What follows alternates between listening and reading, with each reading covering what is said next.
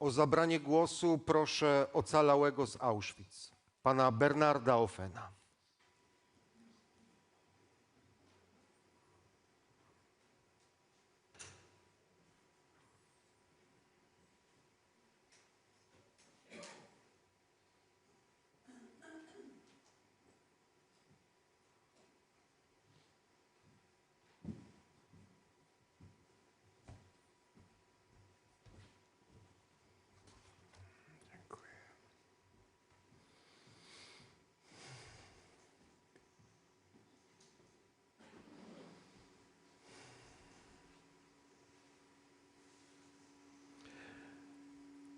Dear survivors, friends, compatriots, and those who are listening and watching, my name is Bernard Offen.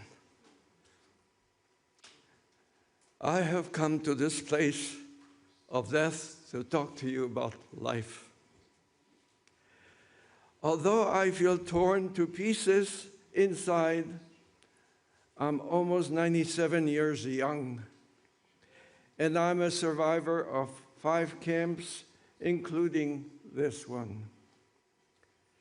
Why do I mention those days when you survive the Holocaust, when each day was a struggle to stay alive? You realize that each day of life is precious.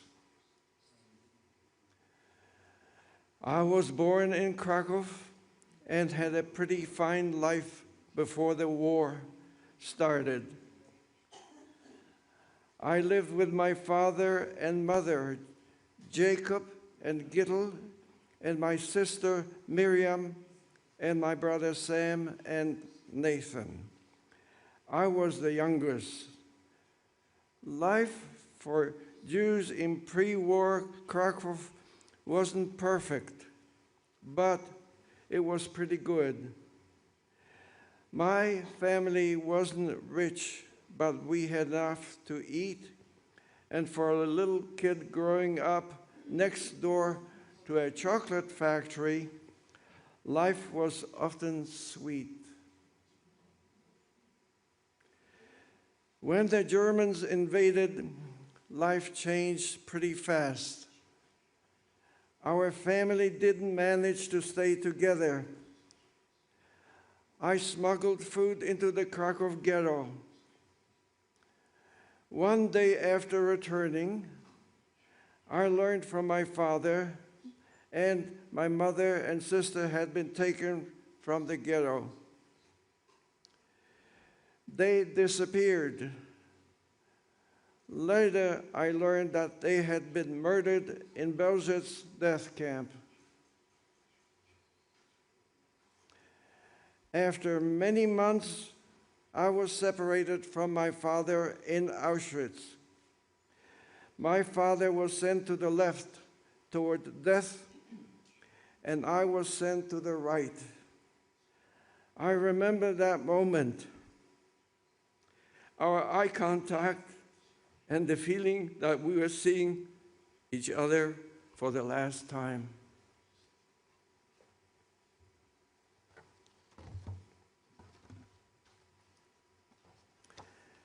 He was sent to his death, and I was given a chance to live. Then they tattooed a number on my forearm, and I was transferred to a transit camp. There, when I asked what happened to my father, my fellow prisoners replied that he was turned into smoke. It took me some time to understand what that meant. I saw how people died from hunger and torture. I heard sounds of suffering, gunshots, dogs. I could smell the stench of burning corpses and the stench coming from the latrines. I even denied it to myself what I heard, smelled, and felt. I was liberated from a death march from Dachau concentration camp along with other prisoners by the American Army. At that time, I thought I was alone. However, after some months of searching if any family members survived, I found my two brothers who had joined General Under's army in Italy and who didn't know that I survived. We lived for a few years in England before we located a distant relative in America who sponsored the three of us to come and start a new life in Detroit, Michigan. In varying degrees, we managed to put the Holocaust behind us, but I always felt that I had to confront unanswered questions that have never left me. My first visit back to Poland was in 1981.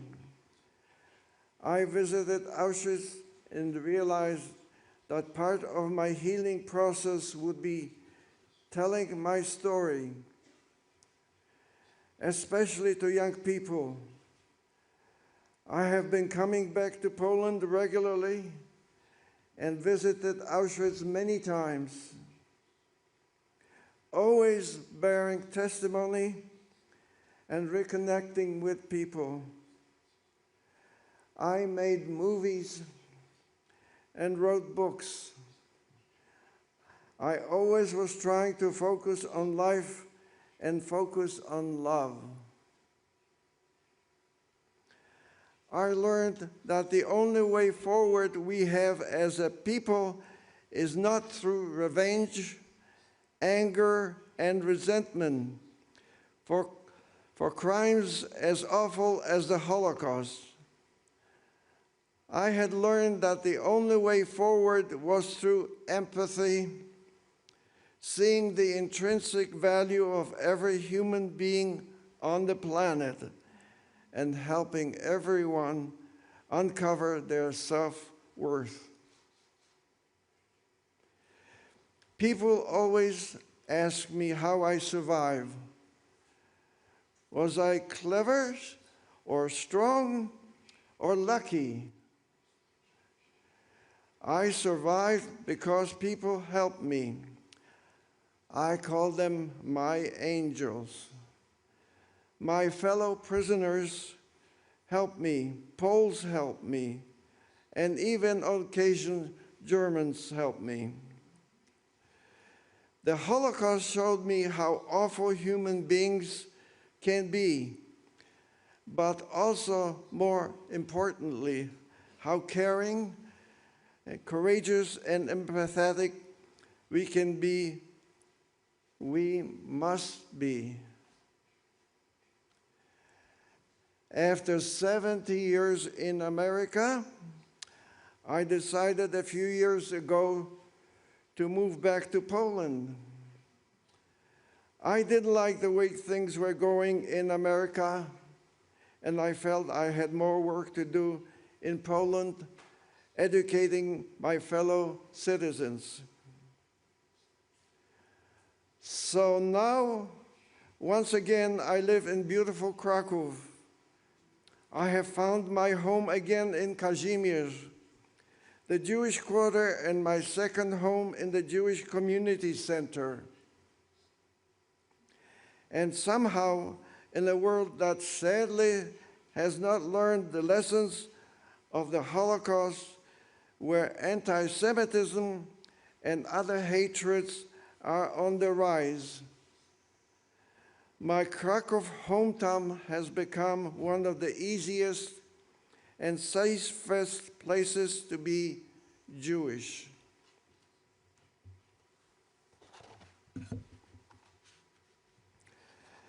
Every June, I do something incredible. I get on a bicycle at the gates of Auschwitz-Birkenau and ride along with hundreds of others, Jews and non-Jews, from across the world, from the darkness and despair of Auschwitz-Birkenau to the life and hope of the reborn Jewish community in Krakow during the ride for the living. Today, as I look at contemporary times, I see many signs I know all too well. I see hatred resurgent. I see violence beginning to be justified once again. I see people who believe their anger is more valuable than another human life.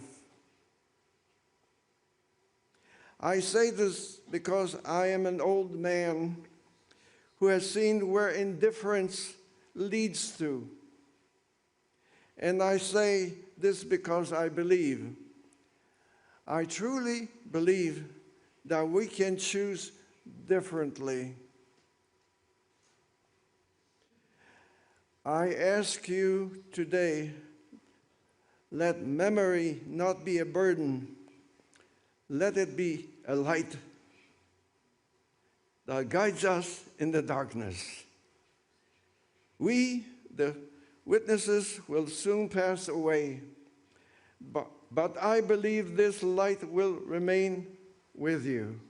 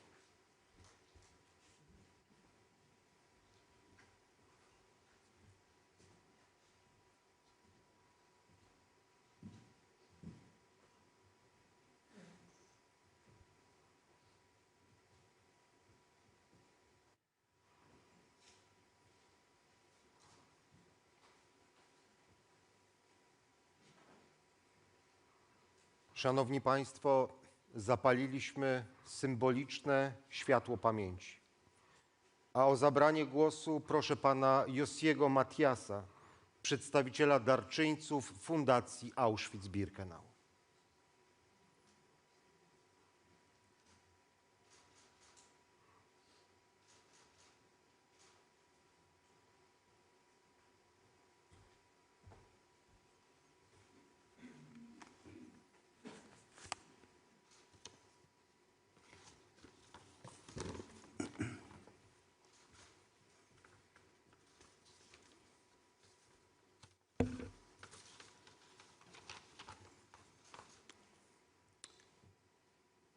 I'm standing here humbled before the survivors who represent millions who perished.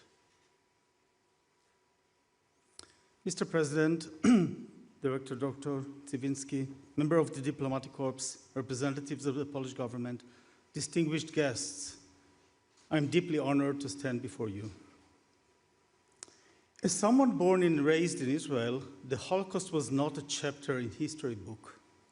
I was surrounded by survivors sharing their stories, by the shadows of families that were lost, and by the resilience of those who rebuilt. My grandparents and my wife's grandparents, born in Romania, Hungary, Poland, lost most of their family members in the Holocaust, including their parents, most of their siblings, with their spouses and young children, and numerous extended family members. I remember the never-ending pain in their eyes and the pictures of their loved ones who perished. My family is not an exception. Many Israelis and Jews and non-Jews around the world share the same history. As I'm standing here, I seek to honor the memory of all the millions who perished. I clearly remember the first visit to Auschwitz 14 years ago. Standing on this ground transformed the stories, pictures, and documentaries into crushing reality, feeling the magnitude of silence that is impossible to convey. The realization that what happened here is beyond comprehension. Returning today, I feel that weight again, listening to the moving testimonies we just heard and the inspiring words of Mr. Bernard Offen. I am moved beyond words.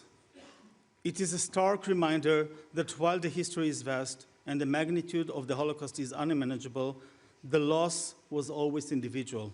A face, a name, a life cut short, a whole family line becoming extinct. Lechol ish yesh shem. Just recently, I visited the Warsaw ghetto. Walking there was a profoundly touching experience for me, getting a glimpse into the scale of the history, communities, and lives that were erased. And the visit at the monument to the ghetto heroes was a reminder of the admirable bravery under unmanageable conditions. We're approaching a critical threshold. We're moving from the era of living memory to the era of historical memory. As the voices of the witnesses inevitably fade, the silence threatens to return. Our work is not just about keeping the historical data, but also making information accessible to everyone, everywhere. This is key to preserving the memory of the Holocaust.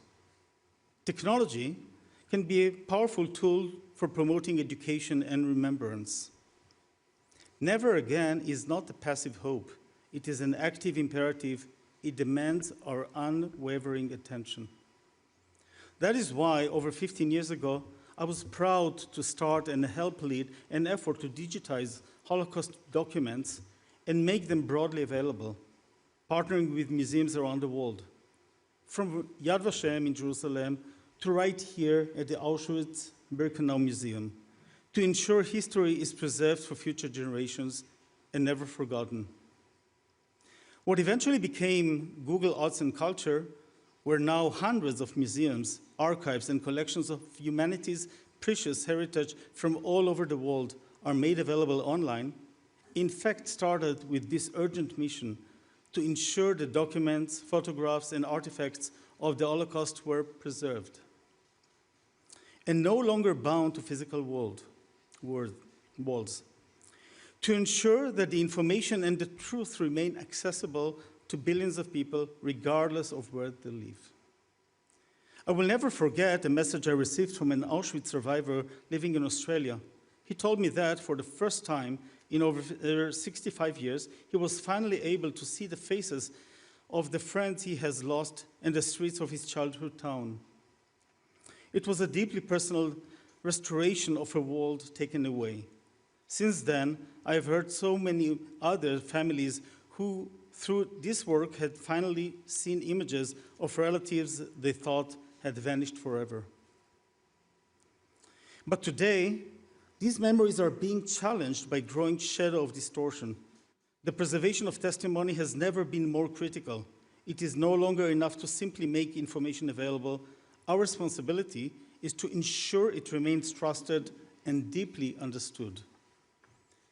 By leveraging technology, we can transform historical content into living memory, one that remains accessible and profoundly felt by the generations to come. So we're redoubling our efforts. We're working with the Auschwitz-Birkenau Museum to leverage the best of our technology, to help empower those who are doing the important work. We want to help preserve these testimonials, to allow the world to experience this place through digital lenses. Nothing can replace the experience of standing here in person. Nothing replaces the first-hand experience of the freezing air and the silence of this place. But we must reach the millions who cannot make the journey. We must ensure that a student in Buenos Aires or a researcher in Tokyo can bear witness with a sense of presence and immersion that was never before possible. We must make sure that everyone, everywhere, with a click of a button, can get a glimpse into the horror of this dark chapter in history. We must use every tool in our disposal, from data preservation to global education, to ensure that the message of this place remains clear, loud, and undeniable for every generation to come. And we should do that, and we should do what we can to help support the mission of Never Again. I want to especially thank the archivists and historians here and everywhere. You are the guardians of the evidence, and we are humbly here to provide tools that help you preserve it and share it with everyone around the globe. I want to express my sincere thanks to the Auschwitz-Birkenau Museum and Foundation for your tireless, holy work. Please know that we remain committed to supporting you in this shared mission. As I'm standing here, I seek to honor those who rebuilt, and I seek to honor the memory of all the millions who perished. Yeh zichram baruch.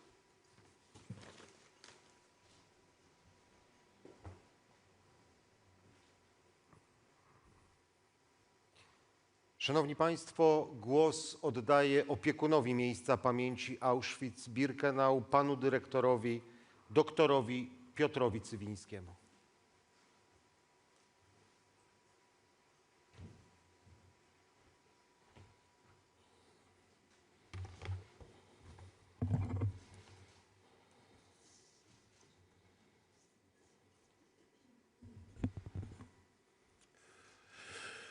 Człowiek postawiony wobec zdarzeń niespodziewanych, nieprzewidywalnych i niezrozumiałych, opiera się w dużej mierze na swoim doświadczeniu. To w doświadczeniu szuka punktów odniesienia, podpowiedzi, ratunku. Człowiek bez doświadczenia jest bezradny. Doświadczenie jest mocą. W czasach szybkich zmian, w okresach niestabilności, w chwilach niebezpiecznych, nieprzewidywalnych i trudnych do ogarnięcia, wszyscy szukamy ratunku, punktów odniesienia, pomocy w pamięci. Pamięć pomaga w rozeznaniu, w unikaniu zagrożeń, w obieraniu kierunków i świadomym wyborze działań. To pamięć jest naszą ostoją, wsparciem, źródłem ocen najtrudniejszych sytuacji.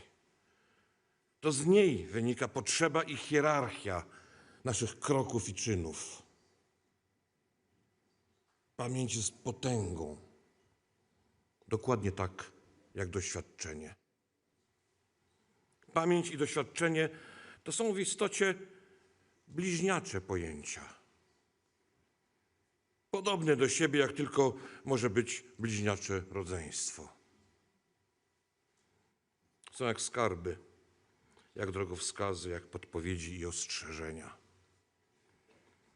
Dziś żyjemy w czasach trudnych, w których pęka budowany wielkimi wysiłkami ład,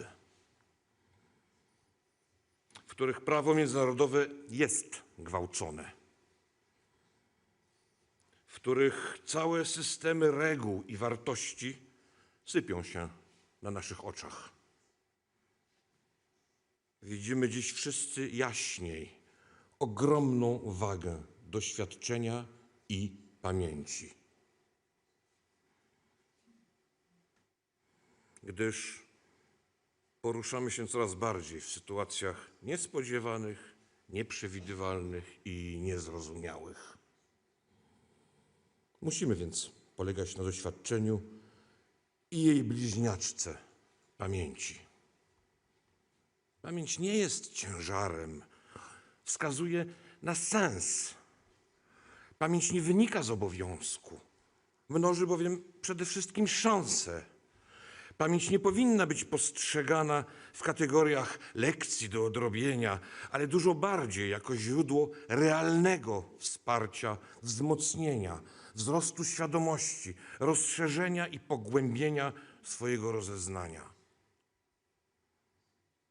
Tylko ten, kto nie ceni doświadczenia, nie doceni także i pamięci.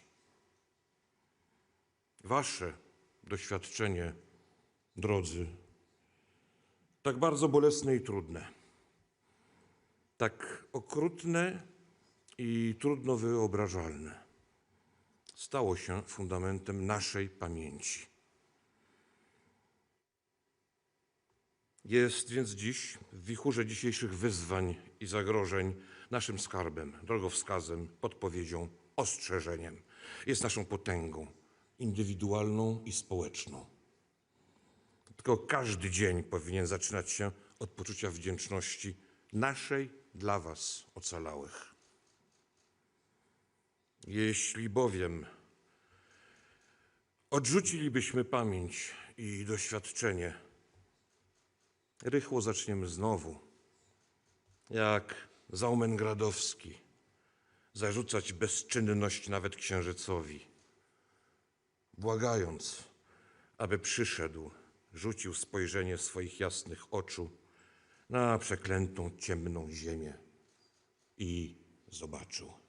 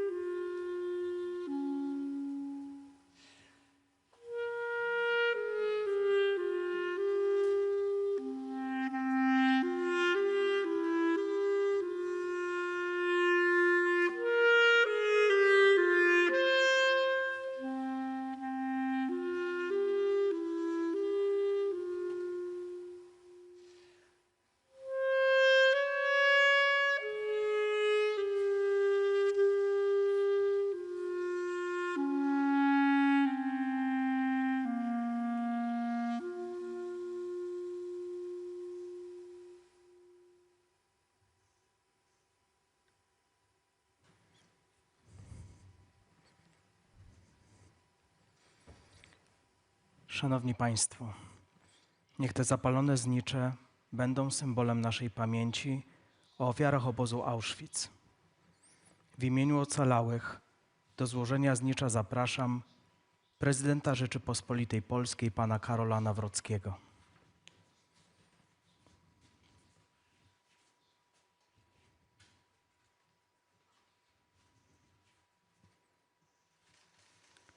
Znicz zostanie złożony przy pomniku poświęconym ofiarom Auschwitz, znajdującym się między ruinami komór gazowych i krematoriów 2 i 3. Zapraszam przedstawicieli darczyńców, pana Josiego Matiasa oraz pana Rowana Barnetta ze wspierającej miejsce pamięci firmy Google oraz pana Wojciecha Soczewicę, dyrektora generalnego Fundacji Auschwitz-Birkenau.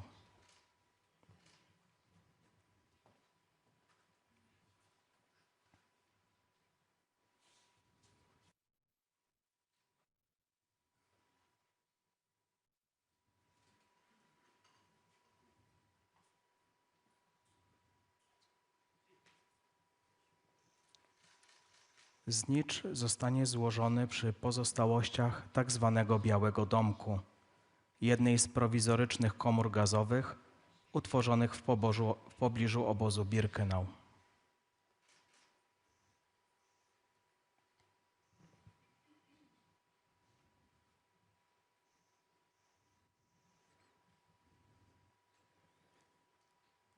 Zapraszam opiekunów miejsca pamięci, ministrę kultury i dziedzictwa narodowego panią Martę Cieńkowską, sekretarza Międzynarodowej Rady Oświęcimskiej pana Marka Zająca oraz dyrektora muzeum pana doktora Piotra Cywińskiego.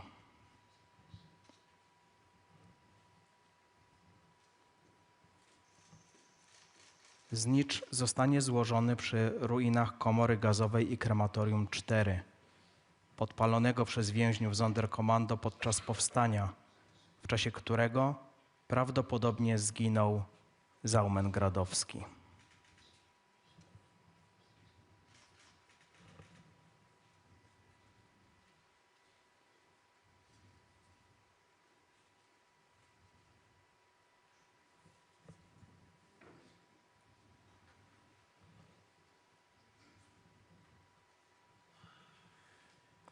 Szanowni Państwo, do odmówienia wspólnej modlitwy zapraszam rabina Tomera Rechowi, biskupa diecezji bielsko-żywieckiej, Jego Ekscelencję biskupa ordynariusza Romana Pindla,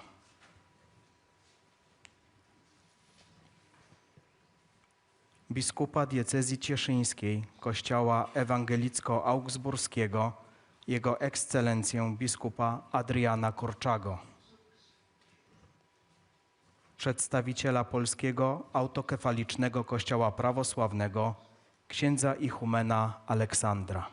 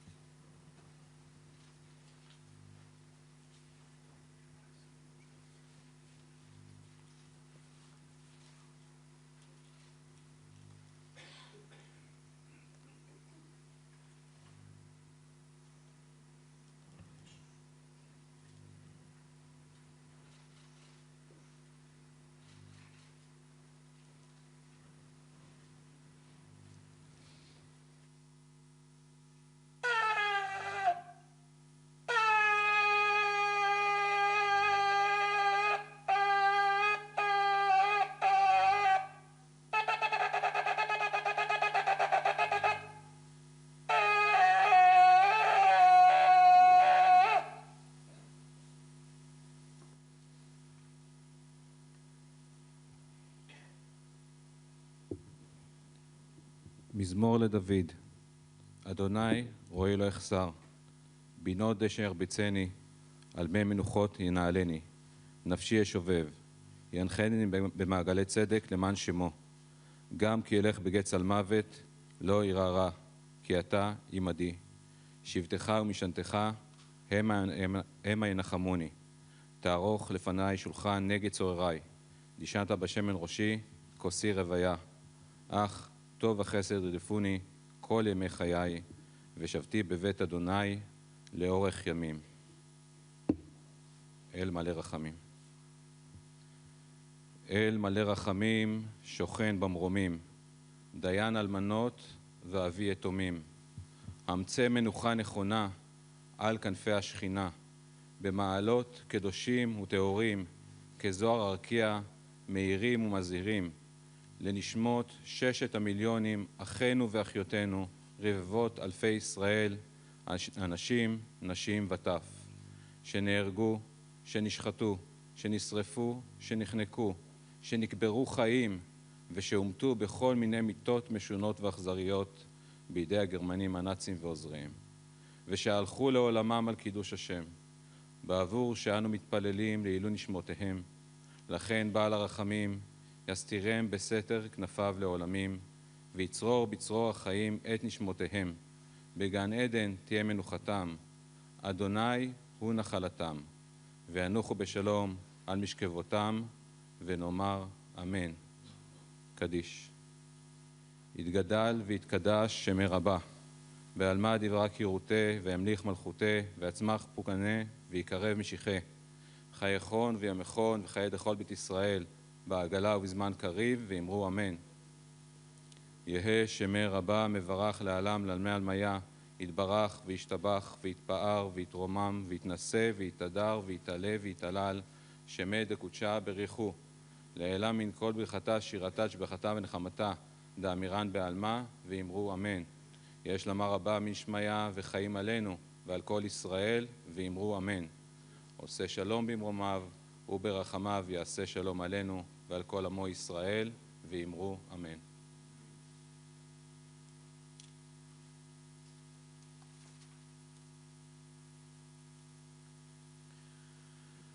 Wieczny odpoczynek racz im dać, Panie, a światłość wiekuista niechaj im świeci.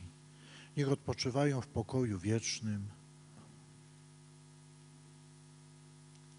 Wszechmogący Boże, ponownie przed Twoim obliczem wspominamy tych, którzy na szczególnym miejscu kaźni bestialsko byli mordowani. Ufamy, że w Tobie, naszym Bogu, znaleźli wybawienie z cierpienia i doświadczyli zwycięstwa życia nad śmiercią oraz obdarowani zostali wiecznością.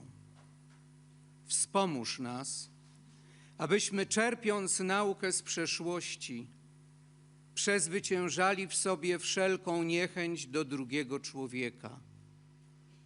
Motywuj nas do życia w pokoju, zgodzie i miłości. Amen.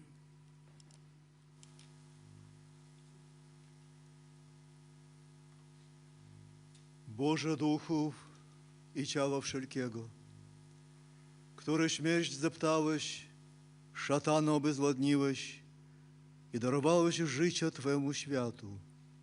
Sam, Panie, daj odpoczynek duszom w tym obozie umęczonych Twoich sług, w miejscu światłości, w miejscu szczęśliwości, w miejscu pokoju, skąd ucieka boleść, smutek i westchnienie. Przebacz im jako dobry i miłujący człowieka Bóg wszelki grzech popełniony przez nich słowem, uczynkiem i myślą, gdyż nie ma człowieka, który by żył i nie zgrzeszył. Ty bowiem jesteś bez grzechu, sprawiedliwość Twoja jest sprawiedliwością na wieki, a słowo Twoje jest prawdą. Amen.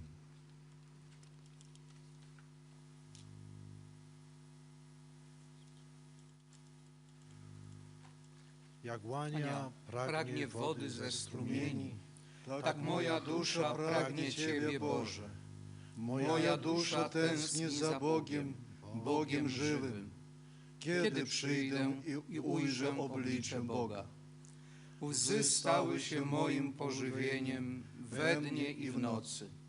Gdy cały dzień mnie pytają, gdzie jest Twój Bóg? Moja dusza rozczula się, gdy wspominam, jak kroczyłem w tłumie, idąc do domu Bożego.